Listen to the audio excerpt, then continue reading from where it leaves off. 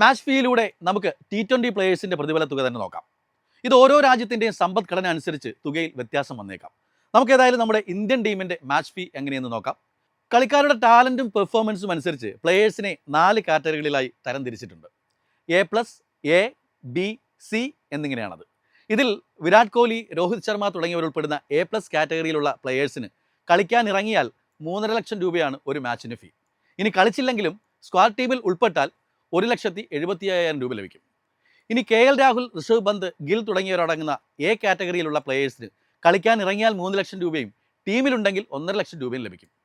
അതുപോലെ B കാറ്റഗറിയിലുള്ള സൂര്യകുമാർ യാദവ്, കുൽദീപ്, ശ്രേയസ് അയ്യർ തുടങ്ങിയവർക്ക് ഗ്രൗണ്ടിൽ ഇറങ്ങിയാൽ 2.5 ലക്ഷം രൂപയും കളിക്കാതെ പുറത്തിരുന്നാൽ 1.25 ലക്ഷം രൂപയും ഒരു മാച്ചിന് ഫീ ആയി ലഭിക്കും. ഇനി നമ്മുടെ സ്വന്തം സഞ്ജു സാംസൺ ഉൾപ്പെടെയുള്ള C കാറ്റഗറിയിലുള്ള കളിക്കാർക്ക് മാച്ച് കളിച്ചാൽ 1.5 ലക്ഷവും ഇല്ലെങ്കിൽ 75,000 രൂപയുമാണ് നൽകുക. മാച്ച് ഫീക്ക് പുറമെ ടീം കപ്പ് നേടിയാൽ നല്ലൊരു തുക ബോണസായി ലഭിക്കും. 2024 T20 വേൾഡ് കപ്പ് നേടിയ ഇന്ത്യൻ ടീമിലെ ഓരോ അംഗങ്ങൾക്കും 5 കോടി രൂപ വീതമാണ് ബോണസായി ലഭിച്ചത്. അതിന് കാറ്റഗറിയുടെ വേർതിരിവൊന്നുമില്ല.